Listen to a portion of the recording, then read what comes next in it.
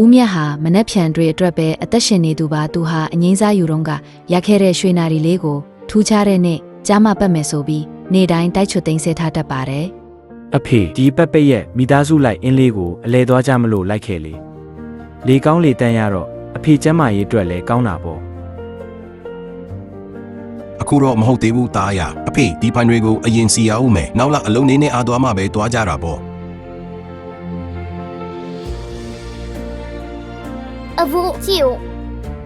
ဒါကသမီးတို့ပန်းချင်ထဲမှာကစားနေတာဆွဲထားတာ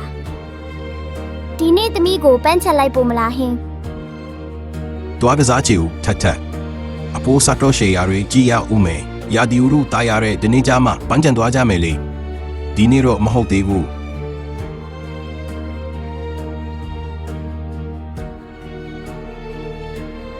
မိသားစုအပျော်ခီးတွေပုံပြင်ပြောရမယ့်အချိန်တွေမွေးနေ့ပွဲတွေဒါတွေအားလုံးကိုဦးမြတ်ကတော့ရောက်မလာသေးတဲ့အနာဂတ်အတွက်ပြင်ဆင်ရင်းနဲ့ပဲလက်လွတ်ဆုံးရှုံးခဲ့ရပါတယ်ဒီနေ့တော့သွားမှဖြစ်မယ်ထက်ကိုပန်းကြလိုက်ပို့ပြီးငါရွှေနာရီကိုပတ်သွားမယ်ထက်ဖိနစီတော့အပိုးအစင်တင်ချပြီးအဖေထက်မရှိဘူးလေသူနွေရာသီစခန်းသွင်းတင်နန်းသွားတာနှစ်ပတ်တောင်ကြာဦးမှာပြီးတော့သူက10နှစ်တောင်ရှိပြီအခုဆိုသူကသူ့ငယ်ချင်းတွေနဲ့နေချင်တော့တာသူနာရီကိုကြည့်လိုက်တယ်နာရီကတော့သွားနေတော့ပဲဒါပေမဲ့ပြနေတဲ့အချိန်တွေကတော့သူနဲ့အဝေးကြီးမှကြံခဲ့ပြီ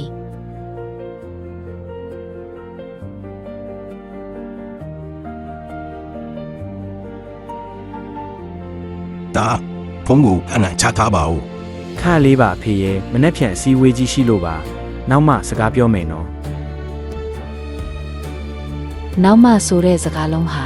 အခုဆိုတဲ့အချိန်ကိုခိုးယူသွားတဲ့သူခိုးဆိုတာသူကောင်းကောင်းကြီးတီးလိုက်ရပါပြီဒါရဲ့အဖေကတော့တလုံးအကောင်းဆုံးချိန်ကိုပဲစောင်းနေခဲ့တာဒီနိုင်ကိုလည်းထူးခြားတဲ့နေကြမှာပတ်မယ်ဆိုပြီးတင်ထားခဲ့တယ်ဒါရဲ့အချင်းဆိုတာပြန်ခေါ်လို့မရတဲ့မြားတစင်းလိုပဲငါနောက်မှဆိုတာနဲ့အချိန်တွေကိုဖြုံးခဲ့မိတယ်မင်းတော့ငါလိုအဖြစ်မခံပါနဲ့အခုရှိနေတဲ့အချိန်မှာပဲပြောအောင်နေပါ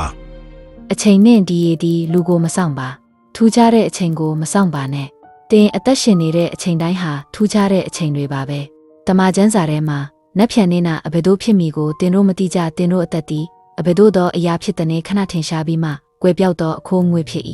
ရှင်ရာကုတ်ခွာဒစာအခန်းကြီး၄အခန်းငယ်14